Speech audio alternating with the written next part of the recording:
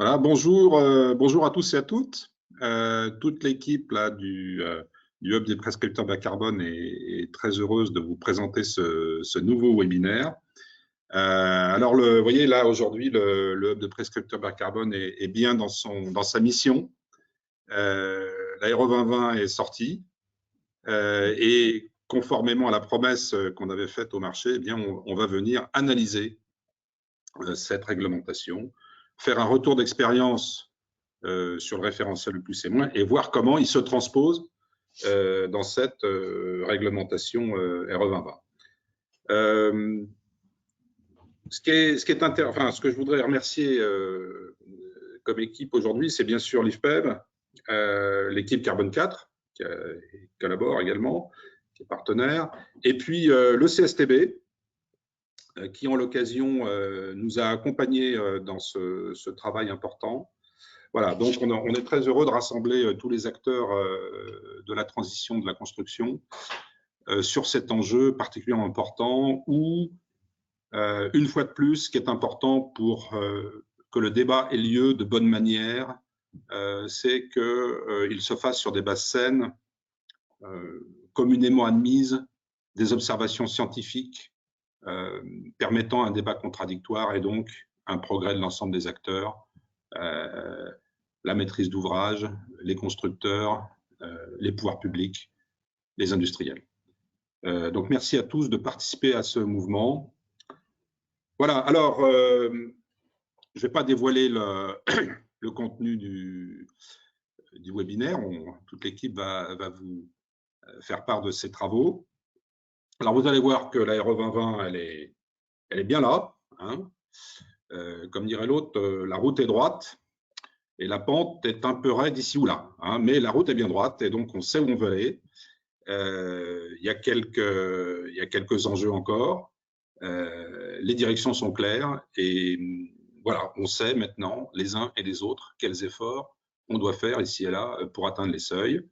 On rentre vraiment dans le vif du sujet. Voilà, bonne présentation et bonnes interrogations et bons débats à tous et à toutes. Je laisse la parole à Christophe pour introduire le sujet et on va faire une petite manip. Je vais lui passer le micro.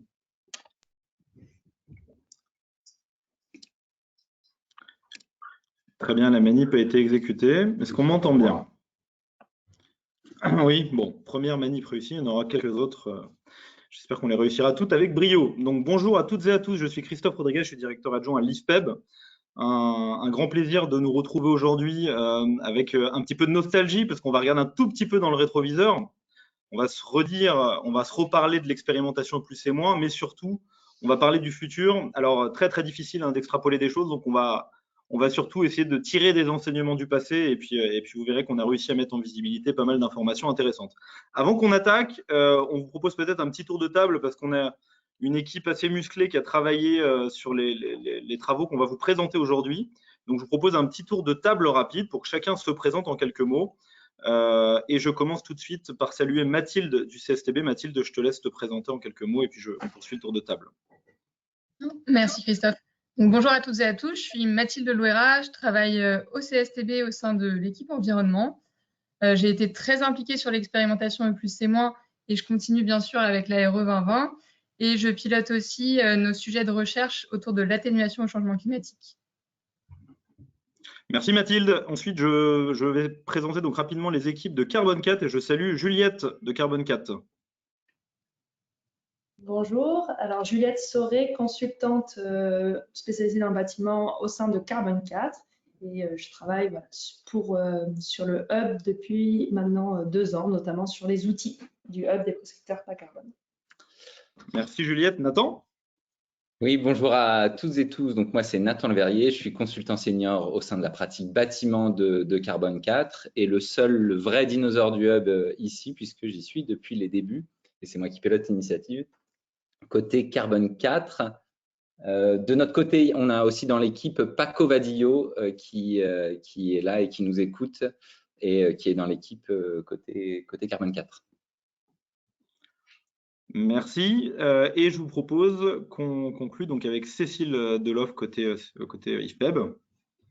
Bonjour à tous, Cécile Deloeuf, je suis consultante sur les sujets carbone et économie circulaire au sein de l'IFPEB et donc j'anime en partenariat avec les équipes de Carbone 4 les travaux du hub des prescripteurs bas carbone. Très bien, allez, on vous propose de rentrer dans le vif du sujet. Donc, j'ai quand même une mauvaise nouvelle. Il va y avoir beaucoup de chiffres, beaucoup d'informations. Par contre, la bonne nouvelle, c'est qu'on s'est donné beaucoup de mal pour les rendre intelligibles. Et donc, on va passer un peu de temps à contextualiser les choses pour que les messages soient les plus clairs et les plus efficaces possibles. Mais avant d'attaquer, peut-être quelques mots sur le hub des prescripteurs bas carbone.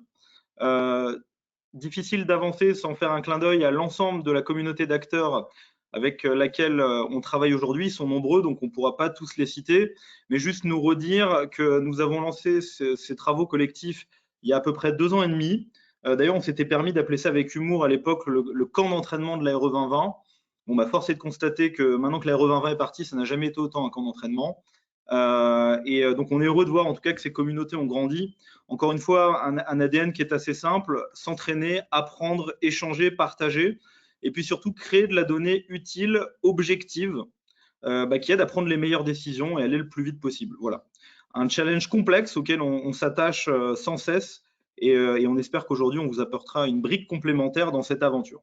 Se redire que sur l'entraînement, il y a un programme de travail. On est sur un programme de travail qui va s'appuyer sur des études collectives.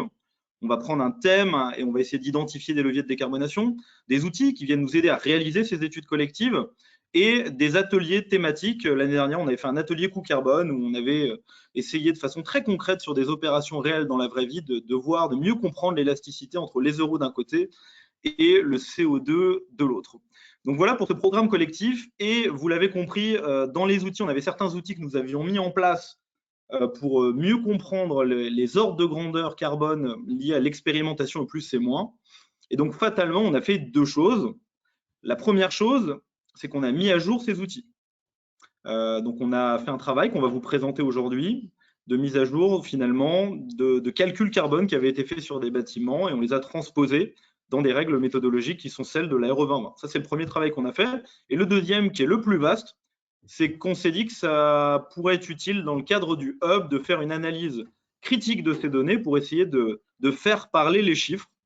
Et donc, c'est bien ce travail-là qu'on vous présente aujourd'hui. On a essayé de faire parler les chiffres et on va voir ce qu'on a réussi à révéler. Juste pour nous redire que l'analyse de données utiles carbone fait partie de l'ADN du hub. C'est comme ça que le hub est né d'ailleurs à l'époque. On était en quête de données utiles pour se créer, se construire une culture du bas carbone. Et donc aujourd'hui, on va essayer de répondre à certaines questions. La première, par exemple, on va essayer de se poser la question quelle est l'équivalence entre les seuils que nous avions en expérimentation plus et moins. Certains d'entre vous l'ont testé, vous avez en tête qu'il y a C1, C2, on va en parler tout à l'heure. Puis la deuxième question qu'on essaie de se poser, c'est y a-t-il des facteurs clés pour réussir les différents seuils? Voilà, sachant que c'est un exercice, comme je l'évoquais, on regarde dans le rétroviseur, donc on n'aura pas d'état d'âme à contextualiser cet exercice en filigrane de toute la présentation qu'on va vous faire. Premier élément de contextualisation, on regarde dans le rétroviseur, donc on se posera la question qu'est-ce qui a changé depuis? Puis deuxième élément de contextualisation, on prendra du temps pour vous partager l'échantillon d'analyse. Voilà, tout ça, ça vous permettra d'avoir de la donnée la plus utile possible sur vos opérations. Prescripteurs bas carbone que vous êtes, je vois la liste, là tout le monde est impliqué sur le sujet bas carbone d'une façon ou d'une autre. Une publication viendra sanctuariser tous les messages clés d'aujourd'hui sous une dizaine de jours. Voilà pour l'introduction. Je vous propose qu'on rebalaye ensemble le sommaire, il va être assez dense.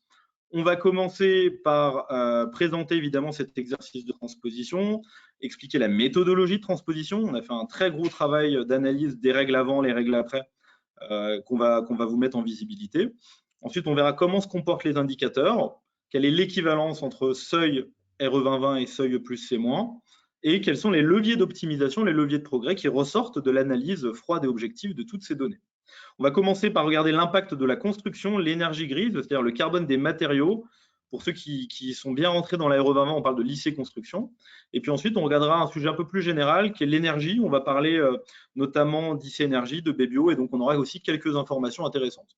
Dans les très grandes innovations de l'ARE 2020, il y a lycée construction, donc on va passer pas mal de temps sur la première partie. Je préfère vous le dire tout de suite, c'est là où on a dépensé le plus d'énergie, mais on en a dépensé quand même un peu partout. Voilà pour le programme. On commence tout de suite par la transposition des indicateurs de l'impact de la construction, donc l'énergie grise, le carbone des matériaux. Et je passe la main à Mathilde pour nous expliquer la méthodologie de transposition qui a été mise en œuvre. Mathilde, je te laisse la main. Donc, c'est à moi que revient la charge de vous présenter la méthodologie que nous avons suivie pour transposer les résultats E+C- issus de l'Observatoire de l'expérimentation à des résultats RE 2020. D'abord, quelques rappels méthodologiques sur l'évolution de la méthode et des indicateurs ACV entre E+C- et RE 2020. Pour nous, c'était important de faire ces rappels pour bien comprendre ensuite les résultats qu'on va vous présenter. Donc, dans l'expérimentation E+C-, l'indicateur lié à la construction, c'était EGES-PCE, donc les émissions de gaz à effet de serre du contributeur PCE, produits de construction et équipements sur l'ensemble du cycle de vie, c'est-à-dire depuis la fabrication des composants jusqu'à leur fin de vie. Le périmètre, il comprenait uniquement les produits de construction et équipements, mais à la fois sur le bâtiment et la parcelle. Les calculs étaient réalisés en ACV statique et la surface de référence à laquelle étaient ramenés les impacts environnementaux était la surface de plancher. Enfin, vu le peu de données environnementales disponibles à l'époque, des valeurs forfaitaires étaient mises à disposition pour modéliser les lots techniques, donc les lots CVC, équipements sanitaires, courant faible, courant fort et ascenseur. Pour la RE 2020, la méthode ACV a évolué. L'indicateur, le nouvel indicateur, il s'appelle IC Construction. C'est l'indicateur d'impact sur le changement climatique des produits de construction et équipements et de leur mise en œuvre. Donc cette fois, le périmètre, c'est les composants et le chantier. Et on regarde les composants du bâtiment et plus de la parcelle. Cette fois, les calculs ils sont réalisés en ACV dite dynamique, c'est-à-dire que les émissions de gaz à effet de serre n'ont pas le même poids selon qu'elles sont émises aujourd'hui ou plus tard. Il y a eu un travail d'homogénéisation et de mise en cohérence des surfaces de référence entre énergie et carbone. Et donc, on passe pour les bâtiments résidentiels à la surface habitable et pour les autres bâtiments à la surface utile. Et enfin, comme les données environnementales sont de plus en plus disponibles, les valeurs forfaitaires mises à disposition sont plus restreintes. Elles sont uniquement disponibles pour le résidentiel sur les équipements de production de chaud et de froid, les courants forts et courants faibles. Que ce soit en E+C- ou RE 2020, l'ensemble des indicateurs ACV sont calculés, donc tout ce qui est consommation d'eau, épuisement des ressources, production de déchets, etc.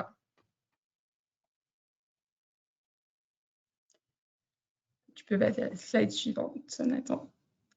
Donc la question ensuite, c'est comment est-ce qu'on a réalisé concrètement ces conversions d'études E+C- en RE 2020. Donc pour ça, on a utilisé un outil qu'on a développé au CSTB et qu'on appelle le RS Lab et qui nous permet d'analyser et d'exploiter les observatoires de la RT 2012, de l'expérimentation E+C- et bientôt de la RE 2020.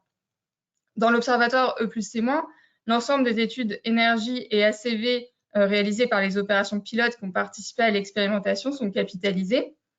Donc les résultats ils sont capitalisés via des fichiers qu'on appelle RS2E, récapitulatifs standardisés d'études énergie et environnement, dans lesquels on trouve à la fois les données d'entrée qui permettent de faire les calculs et les indicateurs de sortie. Donc pour faire la conversion, on a une première phase qui consiste à sélectionner ces fichiers RS2E où les résultats sont cohérents et qui sont aptes à la resimulation. La deuxième phase, elle consiste à adapter ces fichiers pour passer de E+C- à la RE 2020. Donc, par exemple, on a changé la surface de référence. Et enfin, la troisième étape, elle consiste à simuler ces RS2E avec nos moteurs de calcul énergie et ACV en mode RE 2020.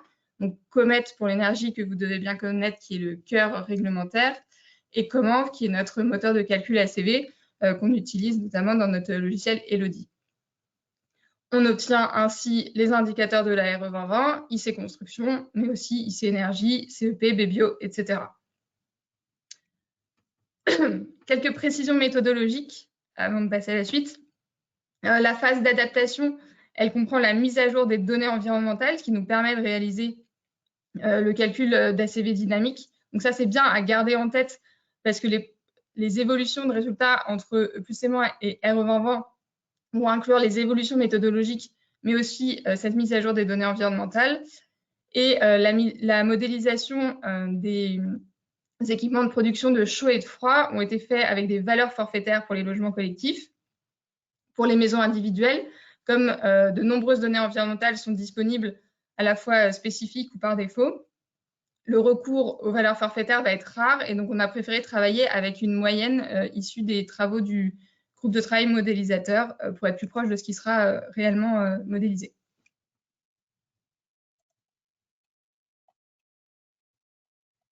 Donc après cette partie méthodologique, on va passer à la présentation des résultats avec Juliette.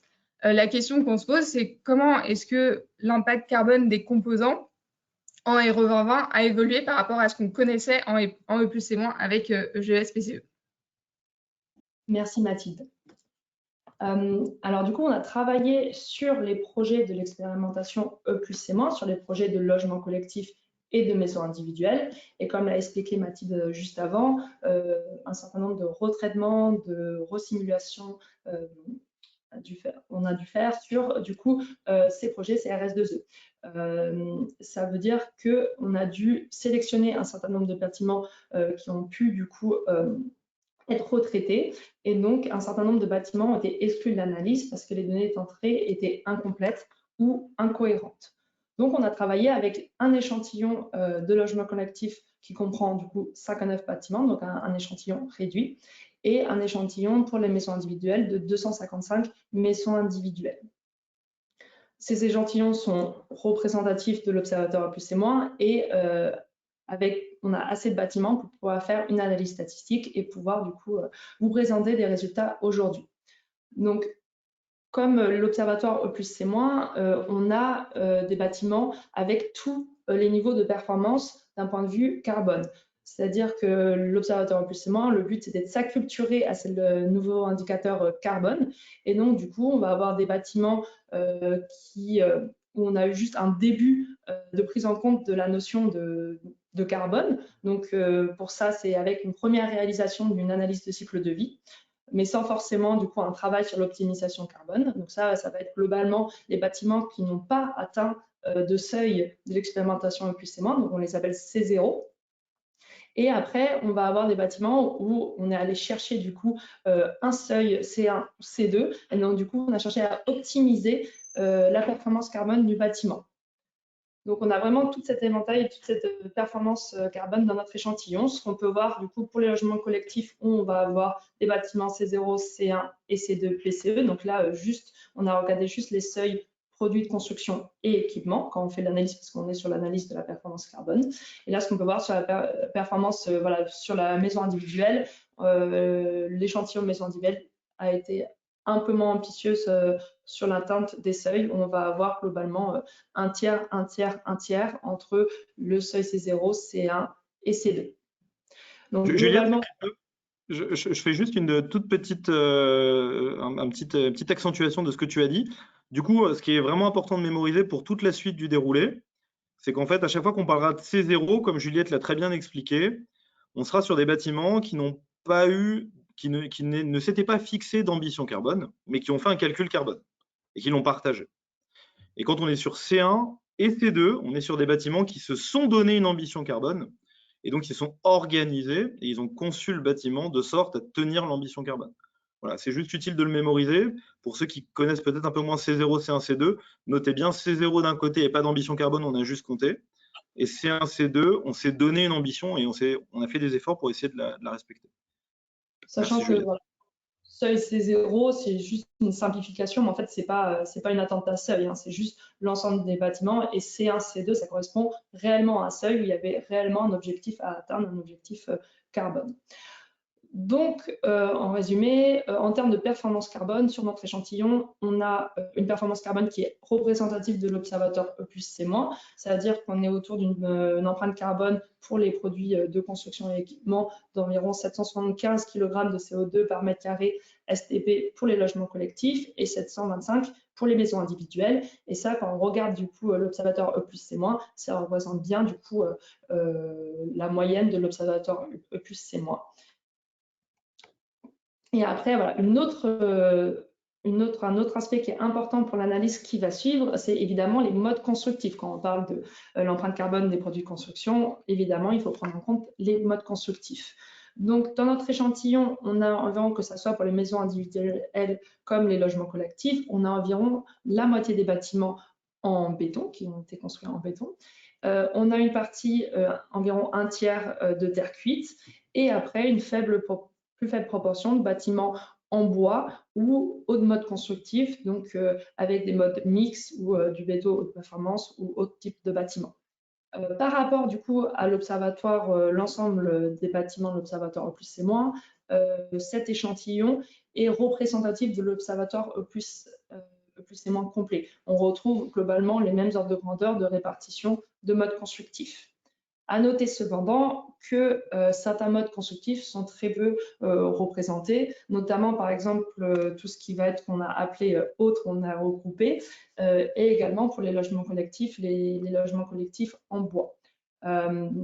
C'est-à-dire que pour la suite, vu qu'on est sur une analyse statistique des résultats, ces analyses par mode constructif ne sont pas possibles quand on a un échantillon trop réduit.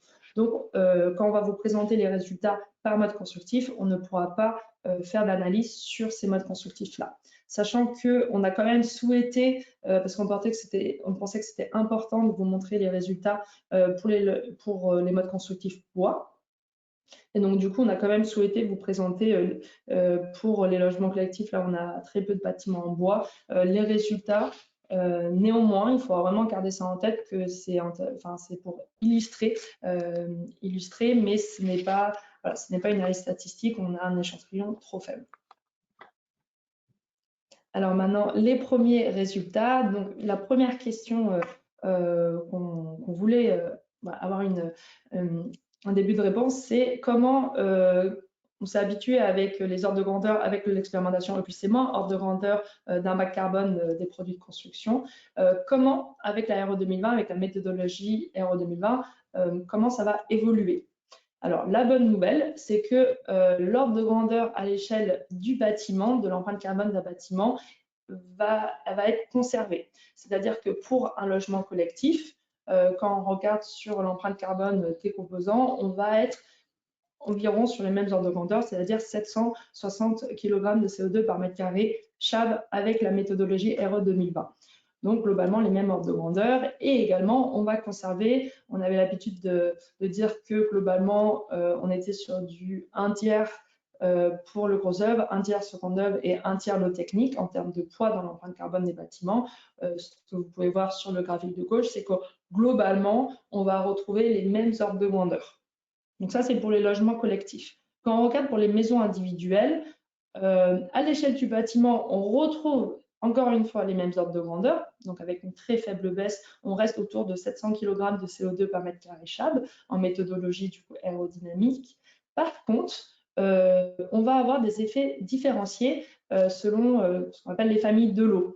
On va avoir effectivement une augmentation de l'empreinte carbone des lots techniques et donc du coup qui vont devenir le premier contributeur de gaz à effet de serre pour une maison individuelle avec environ 40% sur notre échantillon.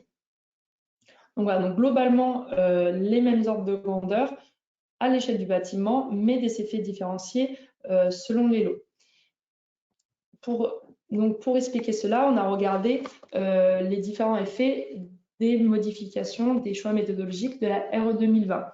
Et globalement, ce qu'on a pu voir, c'est que les différents choix méthodologiques se compensent au global. Donc, on va avoir une augmentation de l'empreinte carbone du bâtiment par rapport à E+C-, quand on va modifier du coup la surface de référence, quand on va passer de surface STB à la CHAB, légère augmentation. La modification des valeurs forfaitaires également, ça va engendrer une légère hausse de l'impact carbone des logements collectifs, mais tout cela va être compensé avec en partie la mise à jour des données environnementales par défaut et la prise en compte de le passage de 1 tiers du module D à 100% du module D, et également quand on va passer de la CV statique à la CV dynamique. Donc ça, c'est vrai pour les logements collectifs. Et c'est également vrai pour les maisons individuelles. Voilà, donc, vu qu'on était sur du temps réduit, on vous présente là les résultats. Quand on a les mêmes messages clés, on va représenter les résultats seulement pour les logements collectifs pour illustrer nos propos, nos messages clés, mais vous aurez tout le détail en annexe pour les maisons individuelles. sachant que les grands résultats, on les présente pour le logement collectif et également pour les maisons individuelles.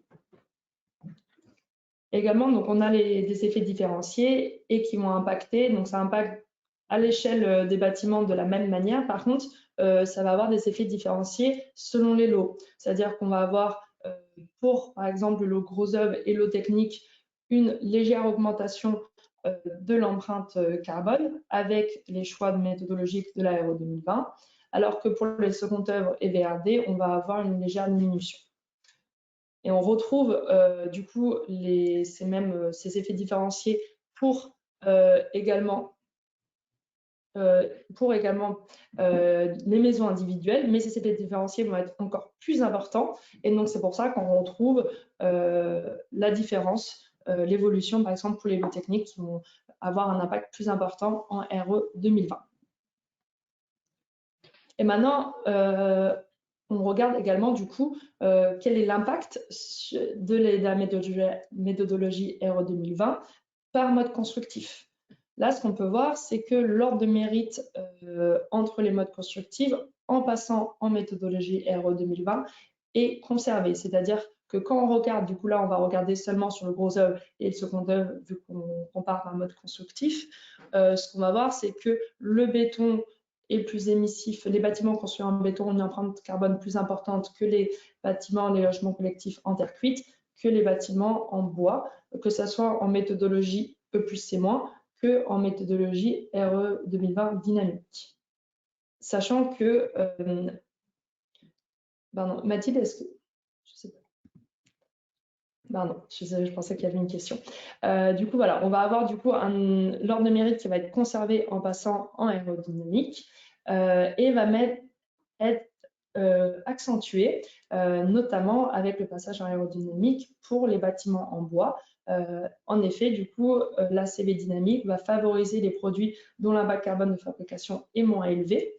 Donc, pour rappel, l'analyse de cycle de vie dynamique, on va avoir une pondération qui va différer selon le moment où les émissions sont émises. Donc, on va avoir une pondération plus importante pour les émissions émises à T égale 0, donc lors de la fabrication, et cette pondération va diminuer au fil des années de la durée de vie du matériau.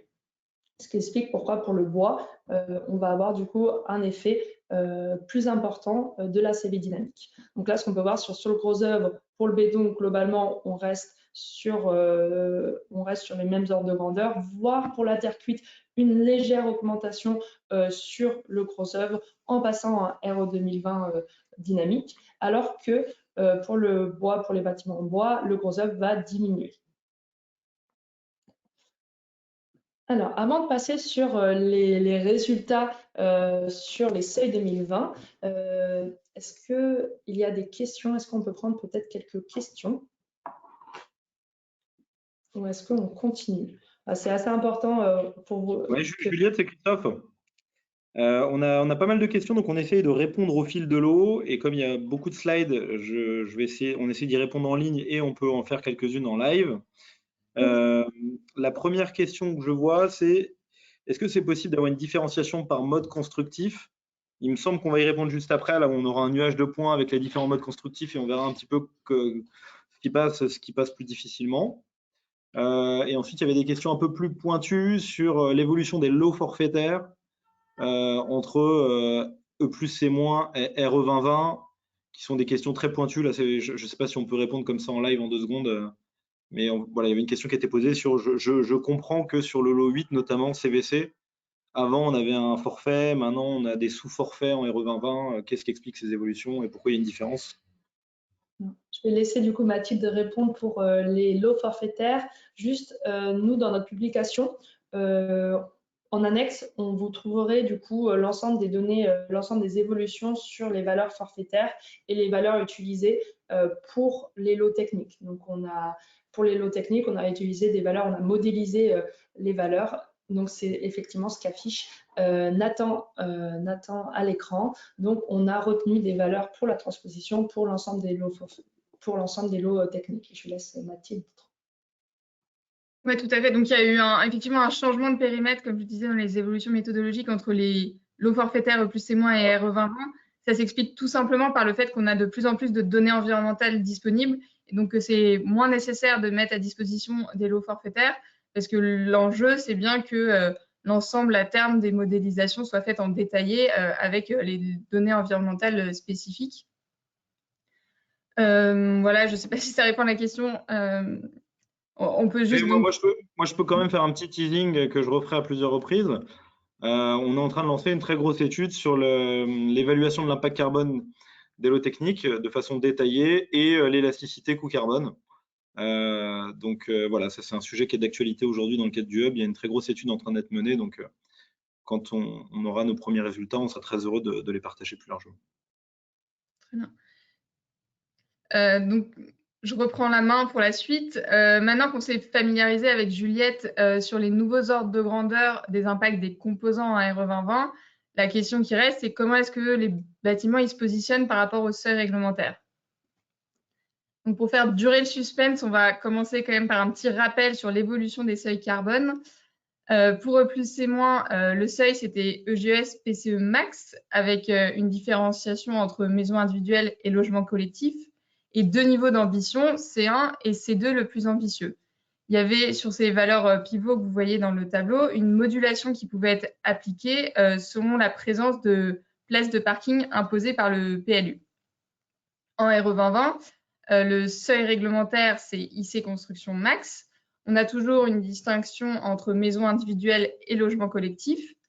Et là, on a une évolution des seuils au fur et à mesure des années pour accompagner la décarbonation du secteur de la construction et être en cohérence avec la stratégie nationale bas carbone. En RE2020, on va trouver des modulations plus nombreuses que ce qui était en E+C-.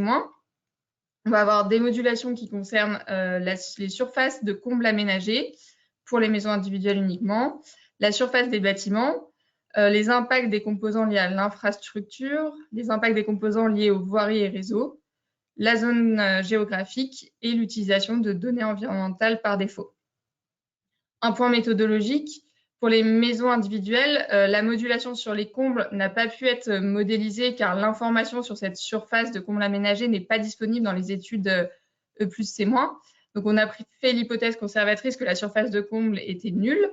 Et vous verrez qu'on a fait un petit test pour voir l'influence de cette modulation en prenant une surface de comble de 20 mètres carrés pour voir s'il y avait une influence.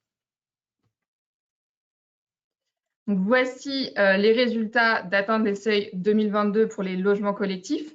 Donc, sur ce graphique, chaque point correspond à un bâtiment. La couleur du point, il correspond au matériau principal de structure du bâtiment. Donc, les points bleus, c'est les bâtiments en béton.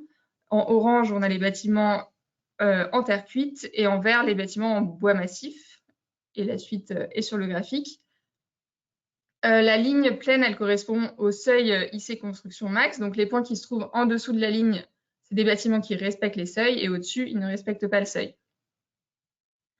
Ce qu'on obtient, c'est qu'environ 60% des logements collectifs de l'échantillon atteignent le seuil IC Construction Max 2022. Si on travaille sur un échantillon plus petit, avec les logements collectifs qui étaient de niveau C1 ou C2 sur le PCE, on monte même à 70% des bâtiments qui atteignent le seuil 2022.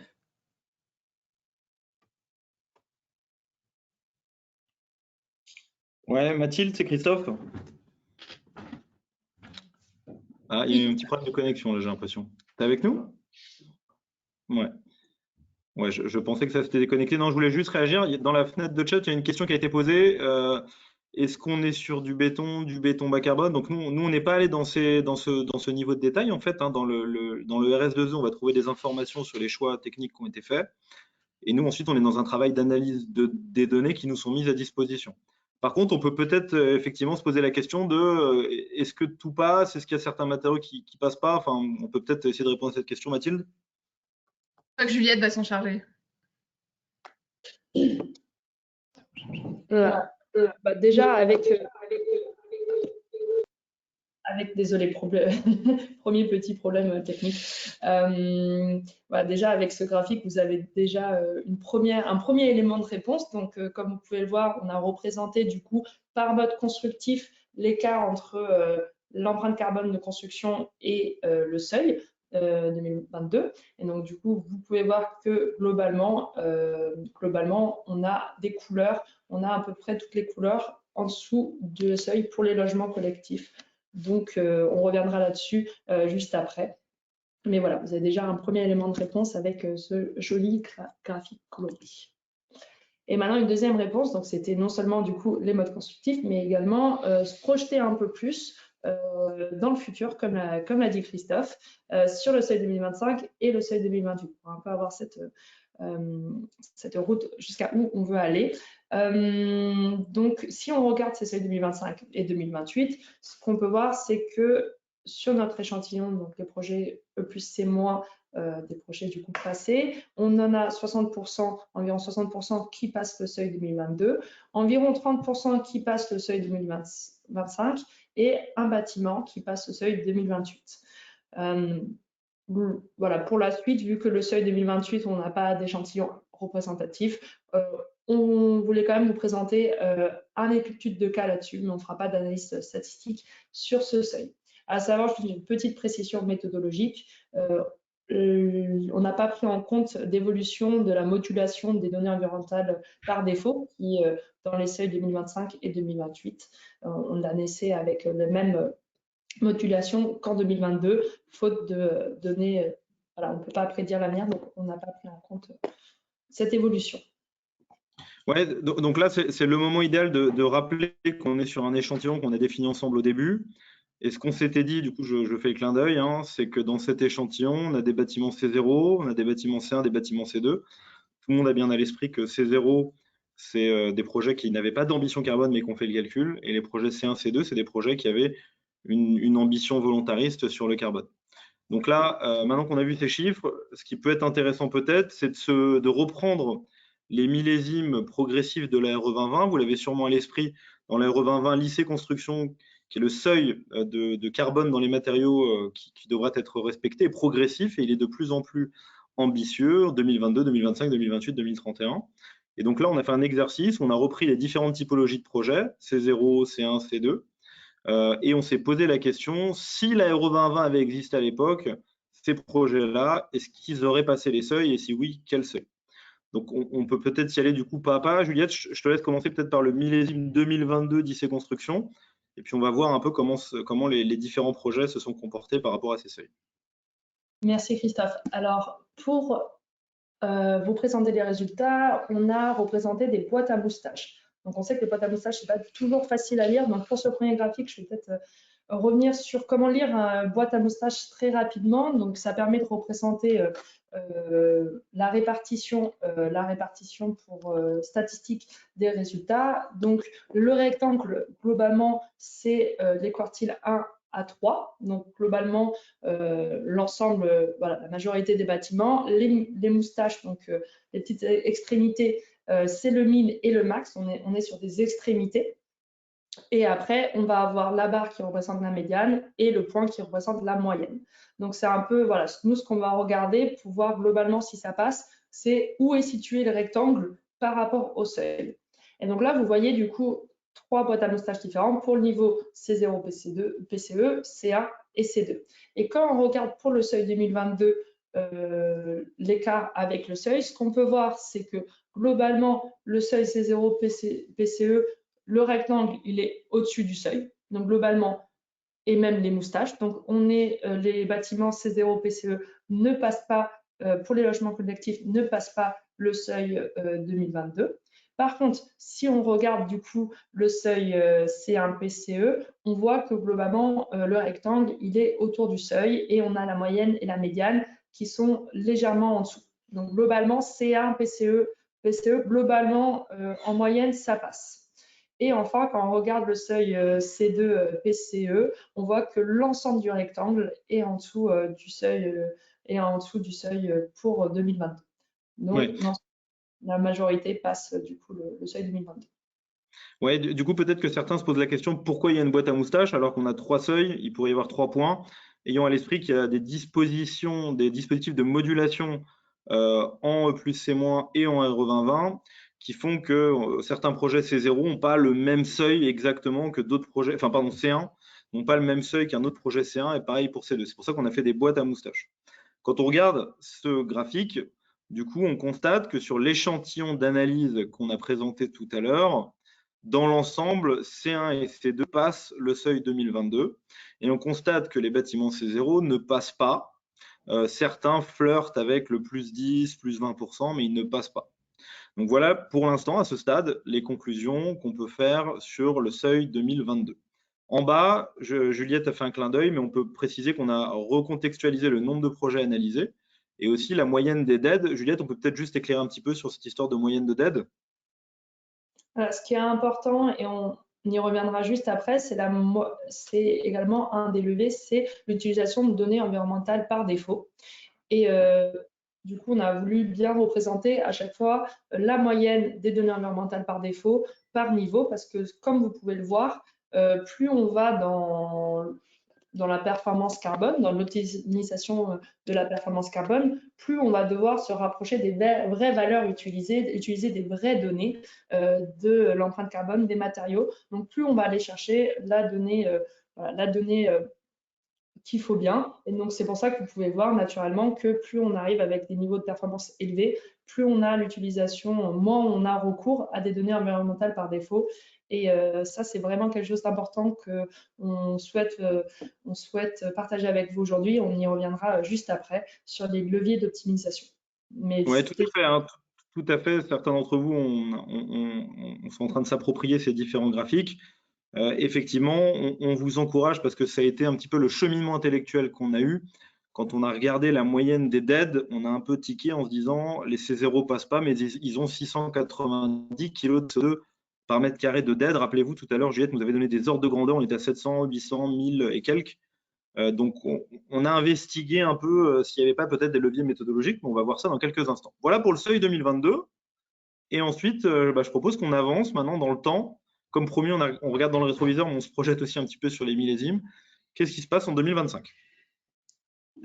Juste pour un petit élément de contexte pour finir sur les dead, pour ceux qui n'ont pas l'habitude de cet acronyme, l'utilisation de dead, globalement, les données environnementales par défaut, on les utilise quand du coup on n'a pas de fiches correspondantes et globalement, du coup, on va avoir des marges de sécurité sur l'empreinte carbone de ces dead, globalement de plus 30%. Donc on voit bien que l'utilisation des dead, ça va du coup augmenter de façon un peu fictive l'empreinte carbone du bâtiment et du coup nous éloigner de la vraie performance carbone du matériau et donc du bâtiment. Et donc voilà, donc surestimation de l'empreinte carbone. Du coup, le seuil 2025, maintenant que vous êtes un peu plus habitué au pot à moustache, je vais pouvoir aller un peu plus vite. Donc ce qu'on peut voir, c'est que pour le seuil 2025, globalement, le rectangle, évidemment, pour les C0 PCE, ça ne passait pas 2022.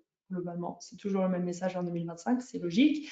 Pour C1 PCE, ce qu'on peut voir, c'est que globalement, le rectangle est légèrement au-dessus du seuil. Donc, voilà, quelques bâtiments qui passent le seuil 2025, mais globalement, l'ensemble des bâtiments C1 PCE sont au-dessus du seuil 2025. Et enfin, pour le seuil pour le niveau C2 PCE, le rectangle est globalement au-dessus du seuil 2025, mais ce qu'on peut voir, c'est que la médiane est au niveau du seuil. Et voilà, la moyenne légèrement au-dessus. Donc globalement, le seuil C2 PCE se rapproche du seuil 2025, même s'il est légèrement au-dessus. Donc à ce stade, si on récapitule, quand on était en 2022, on voyait que le C1 était plutôt compétitif sur le seuil 2022. On a vu que C0, c'était compliqué, mais on a eu un petit point d'alerte avec les dead. Donc on reviendra tout à l'heure sur le sujet des dead. Et quand on se projette en 2025, on voit que le C1, ça commence à être un peu compliqué et le C2 commence, lui, pour le coup, à être le bon calibrage pour réussir à passer. Voilà. On va approfondir dans quelques instants, on va essayer de contextualiser tout ça, mais c'est pour faire un petit peu une synthèse à mi-parcours. Et donc, on peut, je pense, projeter du coup sur le dernier millésime, le lycée construction horizon 2028. Voilà, donc pour 2028, on vous a également présenté les résultats pour que vous voyez du coup l'écart entre le seuil et globalement les rectangles, les moyennes. Et ce qu'on peut voir, c'est que globalement, le niveau C2 PCE est au-dessus du seuil, mais voilà, se rapproche du seuil. On est légèrement du coup au-dessus du seuil 2028. Voilà. Donc là, on a eu l'ensemble des éléments. On peut peut-être faire une petite synthèse. Du coup, ce qu'on peut se dire, du coup, c'est que quand on est en 2022, C0, très compliqué. La question a été posée, C0, c'est représentatif de quoi? Je ne sais pas. Je n'ai pas fait d'analyse de l'échantillon C0 pour dire qu'il est représentatif de quoi que ce soit. Mais en tout cas, c'est des bâtiments qui n'ont pas été conçus avec une ambition carbone qui avait été mise dans le cahier des charges de l'ensemble des maîtres d'œuvre par le maître d'ouvrage. Mais on a un petit point de vigilance sur les 690 kg de CO2 par mètre carré où on a tous ensemble un petit peu, on subodore qu'il y a peut-être un sujet méthodologique à regarder. 2025, le seuil C1 semble être un seuil qui fonctionne bien et puis quand on se projette, 2025 pardon, semble être plutôt C2 et quand on se projette en 2028, bah vous le voyez, on n'a pas beaucoup de bâtiments, quasiment aucun qui passe. Donc là, on va se poser aussi la question de comment analyser ces éléments dans quelques instants. Voilà pour les logements collectifs et je pense que maintenant on va faire une transition sur les maisons individuelles. Mathilde, je te laisse la main. Ouais, avec plaisir. Donc on passe maintenant aux résultats sur les maisons individuelles avec toujours le même principe que tout à l'heure pour les logements collectifs. Un point égale un bâtiment et la couleur renseigne sur le matériau principal. Les points qui sont en dessous de la ligne pleine correspondent à des bâtiments qui respectent le seuil. Au-dessus, ils ne respectent pas. Pour répondre à une question qu'il y a eu dans le chat, en ordonnée, ce qu'on a, c'est l'écart au seuil qui a été normalisé donc, par rapport au seuil lui-même. Donc, quand on est à moins 0,1, ça veut dire qu'on est à 10% en dessous du seuil réglementaire. Pour répondre à une autre question, c'est bien par rapport au seuil qui inclut les modulations qu'on calcule cet écart et pas uniquement les valeurs pivots. Donc, pour revenir à nos moutons, les maisons individuelles, environ 40% des maisons atteignent le seuil 2022. Et quand on resserre l'échantillon en regardant uniquement les maisons C1 ou C2 sur le PCE, on augmente notre part de maisons individuelles qui respectent le seuil à 50%. Donc, comme je mentionnais sur la partie plutôt méthodologie, ces résultats, ils ont été faits pour une surface de comble de 0 m². On a testé une surface de comble de 20 m² et dans ces cas-là, les résultats donc, évoluent et on a 60% des maisons individuelles qui passent les seuils, donc c'est quand même une augmentation significative. Donc c'est une modulation qui a une influence et qui permet éventuellement de respecter les seuils.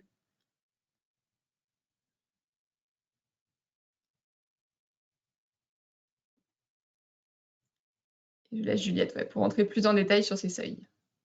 Donc, voilà, donc maintenant, quand on refait le même exercice pour les maisons individuelles, on se projette en 2025 et 2028.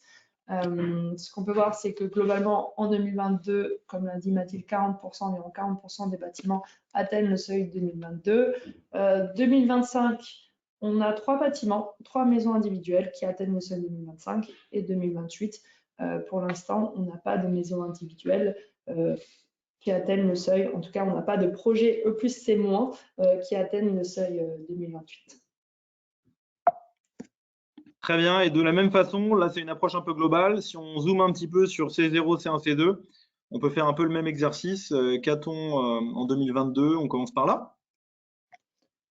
Donc, en 2022, globalement, pour les maisons individuelles, seuil C0, PCE, le rectangle est légèrement au-dessus du seuil 2022. Donc, globalement, les bâtiments C0, PCE n'atteignent pas le seuil 2022, à part du coup l'extrémité minimum de ces bâtiments. C1, niveau C1, PCE, globalement, ils tournent autour de l'écart du seuil 2022. La moyenne et la médiane sont légèrement au-dessus du seuil 2022. Et enfin, pour le seuil, pour le niveau C2 PCE, également, on est autour du seuil 2022, sauf que cette fois-ci, la moyenne et la médiane sont légèrement au-dessus. En dessous, pardon. Ouais, moi, je vais en profiter juste pour répondre à quelques questions à mi-parcours. Premier point, est-ce qu'on va parler un petit peu d'autres indicateurs? Oui, dans quelques instants, mais comme promis, on s'attarde beaucoup sur l'IC construction, qui est quand même l'une des grandes innovations de l'Aéro 2020, donc ça nous semble intéressant. Et ensuite, deuxième chose, dans certaines questions posées, on voit qu'il y a des gens qui généralisent un peu en disant on peut donc en déduire que. À nouveau, rappelons qu'on est sur des études qui ont été menées entre 2017 et 2020 avec des équipes qui ont été mobilisées pour tenir des seuils et qui se sont organisées pour tenir des seuils. Donc cette contextualisation est importante et tout à l'heure, on va essayer de se poser la question des leviers. Si on avait une machine à remonter le temps et qu'on était revenu dans le temps et qu'on s'était dit on va aller plus loin, quels sont les leviers qui auraient pu être activés? On a quelques éléments qu'on a pu observer qu'on va vous partager. Voilà, c'est une réponse un peu générale que je fais. J'ai eu 2-3 questions où il y avait des généralisations importantes qui étaient faites. Donc loin de nous de l'idée de généraliser, on essaie juste d'analyser des chiffres. On se projette sur 2025? Voilà, donc 2025, globalement, l'ensemble des rectangles sont pour niveau C0, C1, C2 saut au-dessus du coup de l'écart seuil. Mais on retrouve, que ce soit niveau C1 PCE que niveau C2 PCE, l'extrémité qui atteint le seuil 2025. Avec évidemment, du coup, le rectangle, globalement, les bâtiments, plus on va sur des niveaux performance élevés pour le seuil, pour l'expérimentation, le plus c'est moins, pour les c'est moins, plus également il se rapproche du seuil 2025. Ouais, donc là, on a une première tendance. On voit que l'accélération n'est pas la même sur les maisons individuelles, puisque en 2025, ça devient, on a une quantité d'efforts plus significative à faire et on va se projeter du coup sur 2028. Et du coup, pour 2028, le seuil, les bâtiments s'écartent un peu plus encore du seuil 2028, où là, on a juste l'extrémité qui arrive à 10% du seuil. Ouais, et là, du coup, on peut faire une synthèse à mi-parcours, hein, parce que vous l'avez compris, pour l'instant, on observe froidement un certain nombre de choses. Et puis, au fur et à mesure, on va maintenant décrypter ensemble les éléments de contextualisation et les leviers de progrès. On constate que sur les maisons individuelles, dès 2022, on a des seuils C1, C2 qui sont challengés. Et par contre, on a un point commun avec les logements collectifs qui est un seuil 2028 où on commence à toucher du doigt qu'il y a un effort très important à faire puisqu'on n'a pas de bâtiment dans l'échantillon d'analyse qui passe. On aura l'occasion de le faire tout à l'heure, mais je n'ai pas d'état d'âme à répéter, quitte à radoter. N'hésitez surtout pas à nous faire remonter des projets. Hein. Plus on aura des RS2E, des ACV rigoureusement réalisés et challengés par nos équipes, plus on pourra faire grandir cet observatoire. Là, on a un point zéro actuellement et on était intéressé de partager avec vous les premiers enseignements. Voilà à mi-parcours ce qu'on peut se dire sur lycée construction.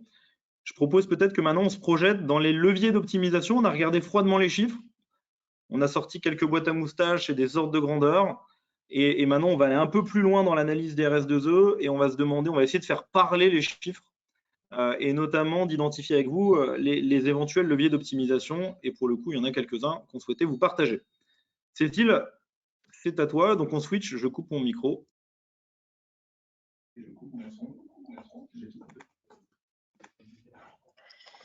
Alors effectivement, maintenant je vais vous parler des leviers d'optimisation et pour commencer, je vais évoquer un levier qu'on a déjà un peu abordé en filigrane sur certaines valeurs. C'est un levier qui est pour le coup, on va dire méthodologique. Puisqu'il correspond à la quantité de données environnementales par défaut. Ces données environnementales par défaut, elles sont là pour pallier un manque de données, soit collectives, soit individuelles. Et comme l'a évoqué tout à l'heure Juliette, effectivement, elles sont majorées de 30%, voire plus pour certaines valeurs. L'objectif étant que petit à petit, on n'ait plus besoin d'utiliser ces données environnementales et on le voit, les fiches de données environnementales sanitaires ou les PEP pour les équipements, le nombre augmente petit à petit, mais il y a encore besoin de toujours plus de valeur. L'enjeu de la donnée environnementale, il est effectivement méthodologique. Pourquoi? Parce qu'on ne va pas diminuer l'impact carbone d'un bâtiment avec l'absence de données environnementales par défaut, mais on va s'approcher de la réalité de cette empreinte. Donc, c'est vraiment l'idée de mieux calculer et d'être au plus près de ce que vaut le bâtiment. Cela permet, une fois qu'on a bien fait ce premier travail, de pouvoir identifier les vrais leviers et d'aller là où il faut décarboner les postes les plus éventuellement les plus contributeurs. Quand on regarde cette quantité de données environnementales par défaut, on s'aperçoit que aussi bien en logement collectif qu'en maison individuelle, entre l'échantillon total de bâtiments, donc la soixantaine de bâtiments de logement collectif et les 250 maisons individuelles, on a à peu près 50% de la donnée environnementale qui est issue de ces données par défaut. Donc, on a un taux assez important sur l'échantillon global. Et pour les bâtiments qui réussissent à passer le seuil 2022, ce taux qu'on observe est lui un peu plus faible, il est autour des 40%. On voit bien donc tout l'enjeu de bien affiner cette analyse de cycle de vie et d'approcher au mieux l'impact des différents matériaux avec de la donnée collective ou individuelle et d'éviter autant que possible cette donnée. Donc, c'est vraiment le premier levier qui nous permet ensuite d'activer les suivants qu'on va évoquer juste ensuite. Ouais, je vais juste faire une... Ah mince.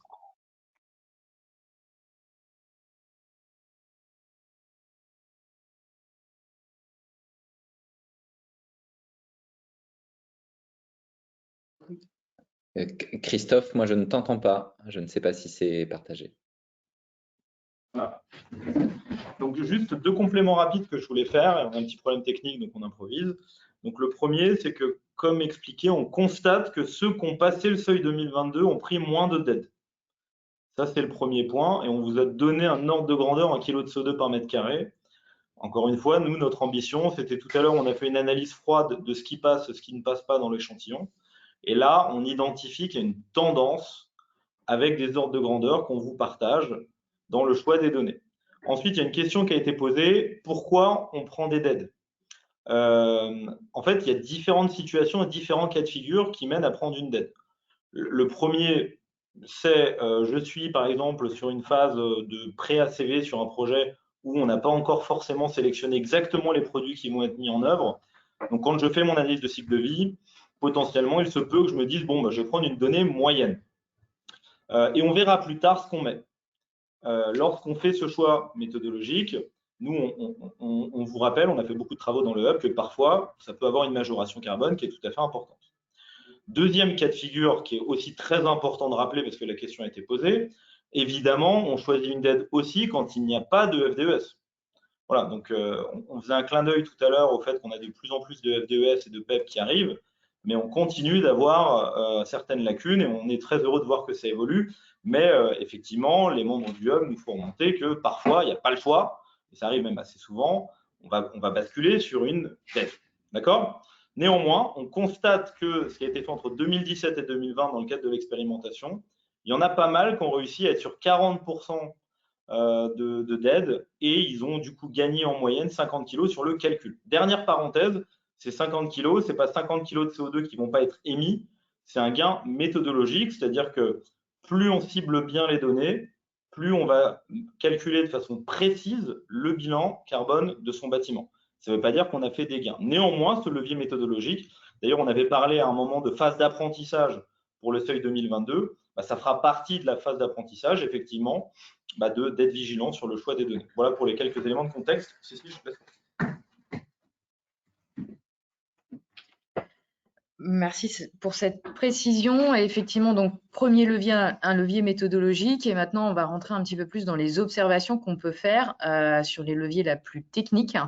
Première observation, la question des modes constructifs qu'on a souhaité regarder.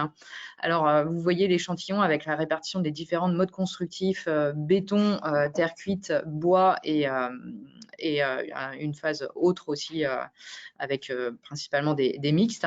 On s'aperçoit que sur les différents seuils, seuil 2022 et seuil 2025, on a des projets qui arrivent à valider ces différents niveaux. On a l'ensemble des modes constructifs qui restent représentés, ce qui laisse à penser donc qu'il n'y a aucun mode constructif qui n'est rédhibitoire pour ces deux seuils, 2022 et 2025. Même si on a pu observer des efforts supplémentaires sur les logements collectifs qui étaient en béton par rapport à d'autres modes constructifs qui sont un peu moins carbonés, notamment par exemple les modes constructifs type bois. Donc tous les modes constructifs passent. Et ensuite, si on regarde un petit peu plus les différents lots architecturaux et techniques, on s'est posé la question un petit peu quelle était l'empreinte et la répartition au sein de ces projets selon les seuils. Donc, sur notre échantillon, on a une empreinte carbone moyenne de 760, avec une répartition à peu près d'un tiers entre les différents éléments, gros œuvre, second œuvre et lot technique. On constate que sur le seuil 2025, donc on a en moyenne moins 15% sur l'empreinte globale, et on a un effort qui s'aperçoit, donc un effort de l'ordre de 16%, en tout cas une différence de 16% de l'empreinte carbone moyenne sur la partie seconde œuvre. Et sur le gros œuvre, en moyenne, les bâtiments qui ont passé le seuil 2025 sont moins 33% en dessous de l'échantillon global. Donc, pour reprendre un peu ces différents éléments, il y a effectivement 2022 où le premier levier à activer, c'est vraiment l'enjeu de monter en compétence avec cette analyse de cycle de vie, la réaliser, je dirais, finement avec la question de la qualité des données et des fameuses données environnementales qu'il faut essayer de limiter autant que possible. Et puis, quand on arrive sur 2025, on le voit, on a l'obligation et la nécessité de regarder les lots aussi bien architecturaux, gros œuvres et second œuvre pour pouvoir passer ce cap. Et sur 2028, il y a a priori encore un effort complémentaire, en tout cas une équation coût-carbone qui a trouvé à identifier, avec d'autres leviers qui n'ont pas été en tout cas identifiés dans le cadre de ce travail et de cette observation. Il y a la question de l'optimisation des lots techniques. Il y a eu un certain nombre de questions sur cette thématique. En l'état, sur l'expérimentation E+C-, ce levier a été très peu, voire pas activé, et donc ça reste un potentiel d'optimisation des bâtiments. Et puis, bien sûr, il y a le travail de décarbonation des produits qui est mené actuellement par les industriels, avec l'arrivée sans doute de solutions qui vont permettre d'aider et de trouver les bonnes solutions pour respecter le seuil de 2028.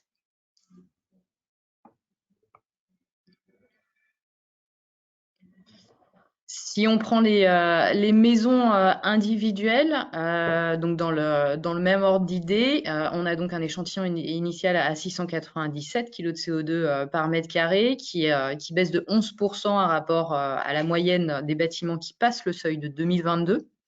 Là, on a un effort qui se répartit de manière un peu équitable. En tout cas, on aperçoit que la partie seconde œuvre est en moyenne moins 20% inférieure à celui de l'échantillon global quand on est au seuil 2022, et à peu près l'équivalent en termes d'effort sur le gros œuvre. Donc, on a sur les maisons individuelles un effort important qui est à anticiper et à mettre en place dès le seuil 2022, là où sur les logements collectifs tout à l'heure, on était plutôt sur une observation à partir de 2025.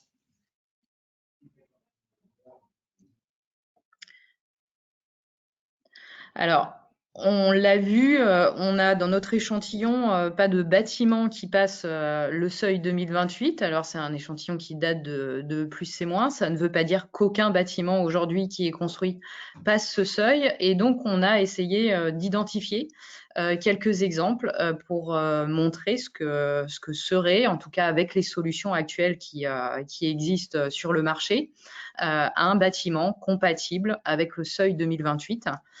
Je remercie la maîtrise d'ouvrage Giboire et puis le bureau d'études AMOS qui nous a ciblé ce projet et qui ont accepté de partager les données, puisque c'est un bâtiment qui est en cours de construction, qui est donc localisé sur Paris, avec 3800 mètres carrés, un niveau de performance qui est assez déjà ambitieux, RT 2012 BBio moins 50% et CEP moins 50% également.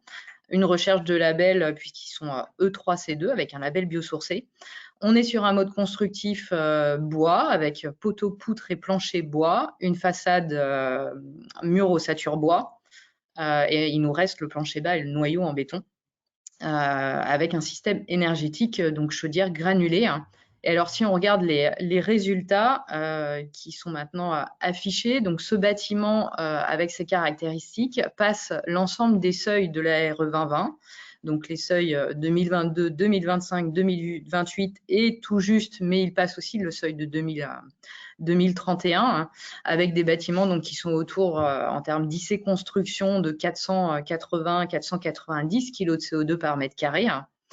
On a un taux de données par défaut, puisqu'on l'a évoqué en termes de levier qui est autour de 400, avec une majorité qui est présent en fait dans les lots techniques sur ce projet. Et puis, c'est là où on voit aussi l'impact du choix constructif. On a du carbone séquestré qui s'élève à 234 kg de carbone par mètre carré.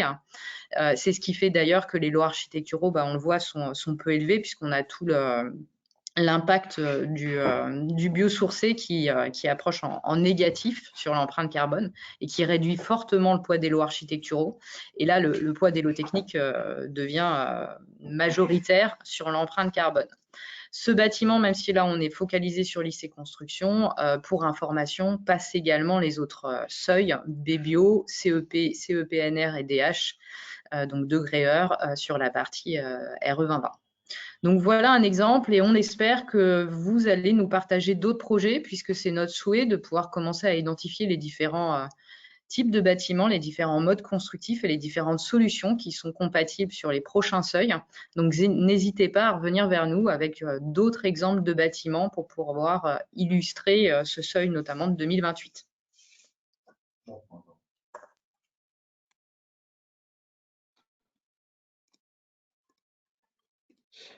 Merci Cécile. Juste avant qu'on enchaîne, Cécile l'a dit, hein, l'ADN du hub des prescripteurs bas carbone, c'est d'exploiter de la donnée fiable et d'accélérer par le partage et par l'échange.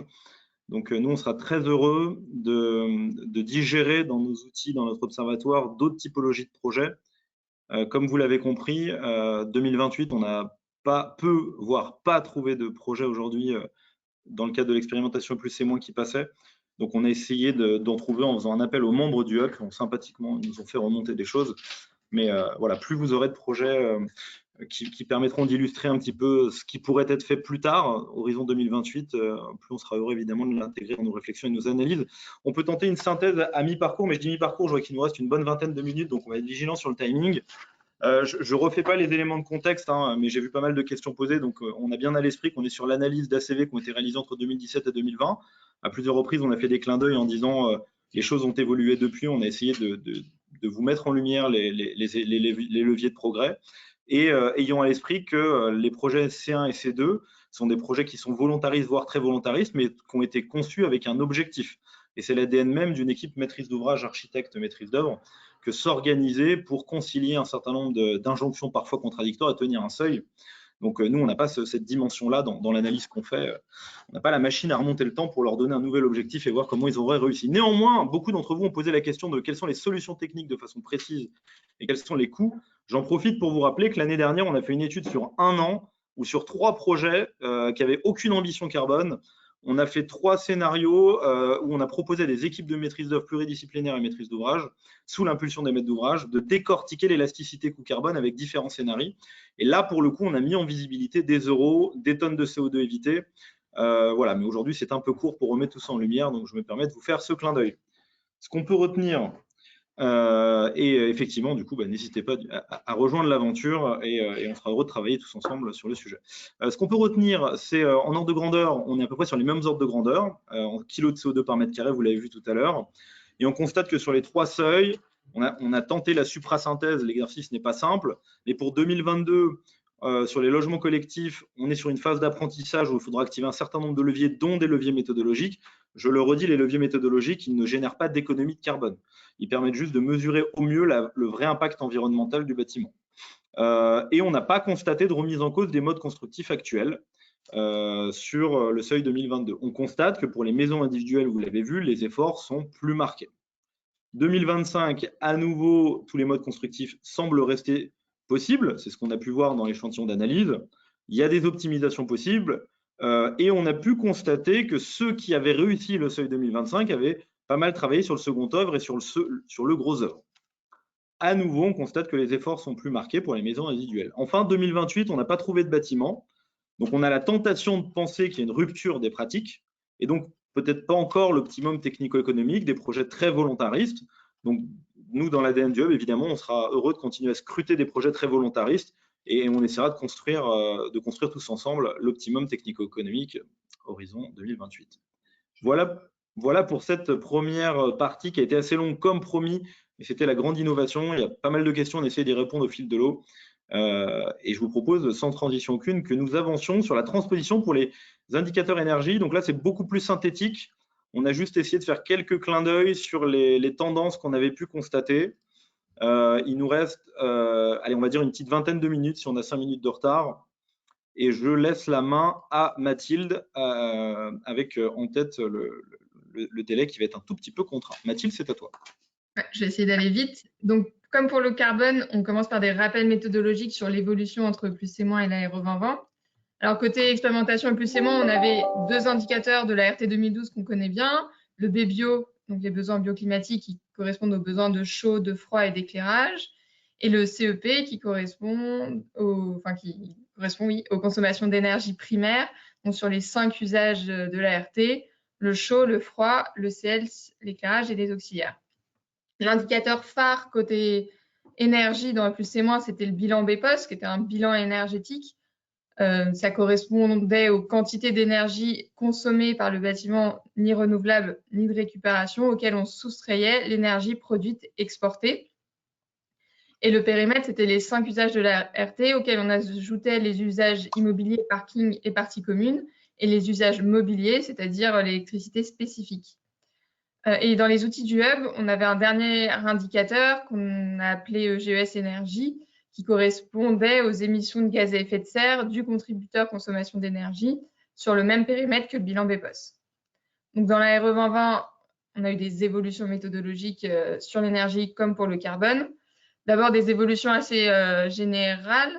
Il y a eu une évolution des scénarios météorologiques, des scénarios conventionnels d'occupation, des modifications aussi sur les masques, la ventilation, etc. Et un changement de surface de référence, donc la surface habitable pour le résidentiel, la surface utile pour le reste. On retrouve 2 indicateurs de la RT 2012, mais qui ont évolué. Le BBio qui prend désormais en compte les besoins de froid systématiquement, et le CEP où le périmètre a été élargi aux parkings et parties communes. Et il y a une modification du coefficient de conversion entre énergie finale et énergie primaire. Et on a 2 nouveaux indicateurs, le CEP-NR qui correspond aux consommations d'énergie primaire non renouvelables. Attention, il n'y a pas de prise en compte de l'énergie produite exportée en RE 2020. Et IC Énergie qui correspond aux émissions de gaz à effet de serre liées aux consommations d'énergie, calculées aussi en ACV dynamique. Et à noter qu'il y a une modification des facteurs d'émission de l'énergie entre E+C- et la RE 2020, notamment sur l'électricité. Ensuite, je ne vais pas vous refaire les explications de la conversion des études E+C- en RE 2020, juste vous alerter sur 2 points. Pour les réseaux de chaleur, on a utilisé un contenu CO2 moyen de 0,1 kg CO2 équivalent par kilowattheure. Et comme pour le carbone, on n'a pas pu prendre en compte la modulation sur les combles pour les maisons individuelles. Et donc maintenant, Nathan va pouvoir nous éclairer sur les évolutions, sur les résultats liés à ces évolutions méthodologiques pour les logements collectifs et les maisons individuelles.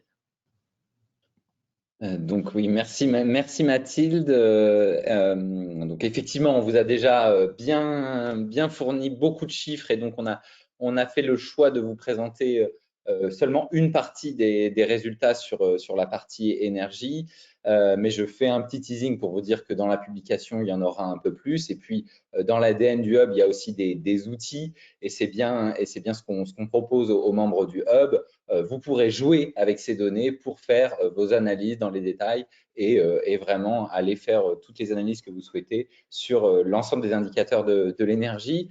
Un point important, et donc on avait déjà fait sur la partie construction, sur l'échantillon. Attention, l'échantillon est un petit peu différent sur l'énergie que sur la partie construction, notamment en partie parce qu'on avait certains bâtiments qui étaient dérogatoires par rapport à la RT 2012, donc les fameux bâtiments du titre 5 pour les connaisseurs. On retrouve à peu près les mêmes ordres de grandeur en termes d'échantillons, donc 43 logements collectifs d'une part et 250 maisons individuelles d'autre part. On retrouve l'ensemble des modes énergétiques, sauf sur le logement collectif, et là c'est un point important par rapport à l'échantillon global de l'Observatoire au plus et moins, où le bois énergie n'est pas représenté dans notre échantillon. Ça, c'est un biais de cette analyse.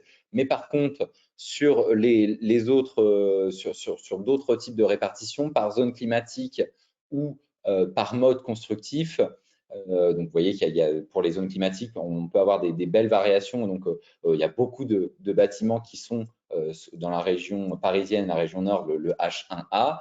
Mais ça, c'est bien représentatif de ce qu'est l'observatoire E+C- en termes de répartition des zones climatiques. Et je peux vous dire aussi que c'est la même chose sur les modes constructifs, où on a quelque chose de représentatif de l'observatoire E+C-. Donc voilà pour l'échantillon. On a choisi de directement vous présenter la synthèse avant de vous présenter les résultats, car on ne va pas vous présenter des résultats pour tous les indicateurs, mais seulement pour le BBio et l'IC Énergie.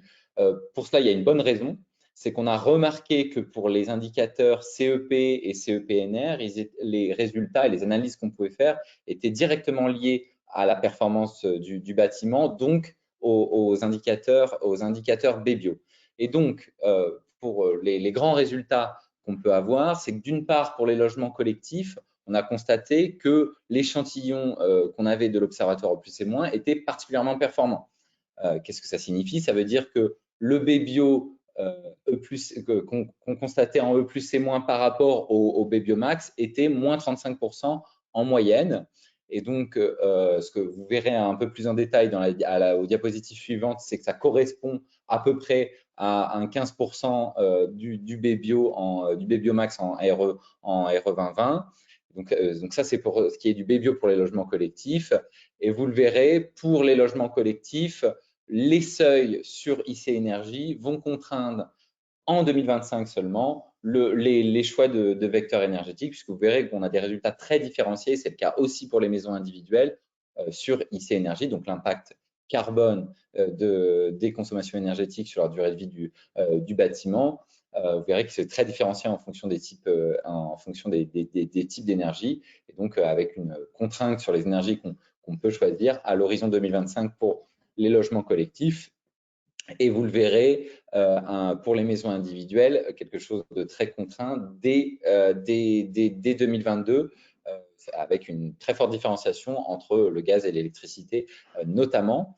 Et pour ce qui est des maisons individuelles, là, on est sur un échantillon qui était très différent de celui des logements collectifs sur la performance énergétique, puisque, et vous le verrez également en détail, les performances étaient très proches du seuil réglementaire en plus et moins, donc RT de 2012. Et donc, eh bien, on observe que l'échantillon a beaucoup plus de difficultés à atteindre les nouveaux seuils plus exigeants de la RE 2020, donc sur le BBio, sur le CEP et sur le CEPNR.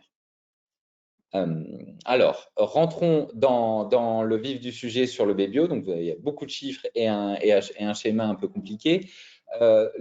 Beaucoup de chiffres, d'abord, il nous semble important que vous ayez les ordres de grandeur en tête. Donc, ce qu'ont constaté les BBio moyens en plus et moins pour les logements collectifs, c'était aux alentours de 45 et on passe aujourd'hui à 65. Sur le BBio max, donc le seuil qu'on atteint, la valeur seuil est de 65, mais avec les modulateurs, le BBio max moyen en RE 2020, il est aux alentours de 76. Et donc, c'est ce que vous voyez sur le graphique de droite. Donc, tous les bâtiments, donc chaque point représente un bâtiment et on observe donc qu'il y a 78% des bâtiments qui passent le seuil, donc la ligne rouge, à 0%. Et vous pouvez voir aussi que cette ligne rouge de 0%, elle correspond en BBio sur BBio max en E plus et moins à un seuil au-delà de 20%. Donc, on peut retenir que un BBio sur BBio max d'avant, donc de RT 2012 de plus et moins aux alentours de 30%, permet de passer le seuil de l'ARE. Et donc, vous retrouvez les chiffres déjà présentés. Donc, le BBiomax moyen en RE 2020 de moins 15%, alors qu'il était en E plus et moins de moins 35% par rapport au BBiomax RT 2012. Donc, voilà, ça, c'est les résultats pour les logements collectifs. Pour les maisons individuelles, donc déjà sur les ordres de grandeur, en E plus et moins, on était aux alentours de 60 et on passe au-delà de 80 en nombre de points. Le seuil est à 63 points et avec les modulateurs, le seuil moyen est aux alentours de 69-70. Et donc, vous retrouvez le même graphique avec là où chaque point représente un bâtiment. Ce que vous voyez, c'est qu'ils étaient tous beaucoup plus proches du seuil en E plus et moins. Vous le voyez tous agglutinés à gauche, donc aux alentours du seuil des biomax en E plus et moins ou à moins 10, moins 20% du seuil. Et alors que vous voyez, donc c'est la ligne rouge, que le seuil en RE 2020 correspond davantage à un seuil aux alentours de moins 30%, ce qui explique qu'il y a peu de bâtiments, donc une dizaine de pourcents de notre échantillon qui passent les seuils BBio. On retrouve des chiffres à peu près similaires en CEP et en CEP NR. Je vais passer ensuite au seuil énergétique. Donc, vous retrouvez les résultats que je vous ai introduits dans la synthèse. Tout d'abord, l'évolution des ordres de grandeur. Donc, en E plus C- sur la partie énergie des logements collectifs, on était aux alentours de 550 kg de CO2 donc sur 50 ans par mètre carré pour les consommations énergétiques, et on passe aux alentours de 380 en RE 2020. C'est notamment l'effet de la CV dynamique et de l'évolution des facteurs d'émission de l'énergie. Vous voyez des impacts assez différenciés et des évolutions assez différenciées entre les vecteurs énergétiques, donc que ce soit le gaz et l'électricité. Donc, on a différencié ici les pompes à chaleur, les PAC, et les convecteurs électriques. Et ensuite, le graphique du dessous nous montre l'atteinte des seuils. Et donc, chaque point représente encore un bâtiment avec les différents vecteurs énergétiques correspondant à chaque couleur, le gaz en orange, l'électricité en bleu et les réseaux de chaleur en vert. Et donc, vous voyez que les bâtiments au gaz sont plutôt proches des seuils, mais le passent dans la plupart des cas en 2022. En 2025, vous voyez que c'est bien stratifié en fonction des types d'énergie. Et donc, en 2025, dans notre échantillon, c'est les réseaux de chaleur et l'électricité qui permet de passer le seuil. Mais aujourd'hui, on a bien 93% des bâtiments logements collectifs qui passent ce IC énergie dans l'observatoire E plus C-. Pour les maisons individuelles, on retrouve… Oui, Nathan, c'est Christophe. Je fais juste une petite parenthèse parce que le temps nous manque et du coup, on a dû être synthétique sur la fin. On a fait le choix de ne pas présenter tout, mais ayant en tête qu'il y a d'autres indicateurs comme le CEPNR qui va contraindre la quantité d'énergie dite non renouvelable et donc être contraignante sur les solutions. Notamment, je fais un clin d'œil pour les logements collectifs où ça peut être contraignant, par exemple, pour les convecteurs électriques, mais pas que. Donc voilà, c'est juste une parenthèse que je fais parce que le temps nous manquait. À la base, on avait fait un programme qui durait à peu près toute la journée. On s'est dit que vous étiez courageux et intéressés, mais que c'était peut-être un peu long. Donc, on a essayé de faire une synthèse et on vous encouragera évidemment à redécouvrir avec intérêt les éléments plus précis et détaillés. Il y a autant de diapositives en annexe que ce qu'on vous présente pour vous donner un ordre d'idée. Je finis très rapidement sur les maisons individuelles. Donc, vous retrouvez des évolutions similaires dans les ordres de grandeur. Ce que vous voyez ici, c'est la même stratification par vecteur énergétique par rapport au seuil. Et ce que vous voyez, c'est que dès 2022, c'est vraiment le vecteur énergétique et électrique qui permet de passer le seuil, tandis que le vecteur électrique gaz se retrouve bien au-dessus des seuils.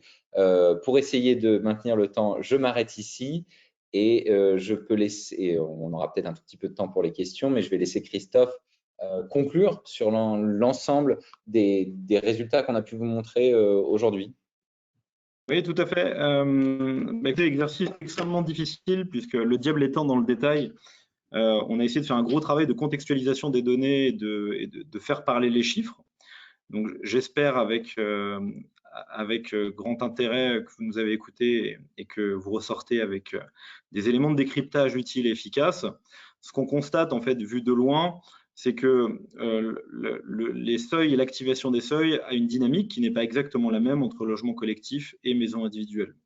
Nos études laissent penser, en tout cas sur l'échantillon d'analyse, que pour les logements collectifs, la phase 2022 avait été annoncée comme une phase d'apprentissage et on voit qu'il y a un certain nombre de leviers qui vont être comment je réalise mon calcul, etc., voire des optimisations. Donc, ça laisse penser qu'on est bien sur une phase d'apprentissage et il y aura des efforts à faire pour apprendre à collectivement faire bas carbone.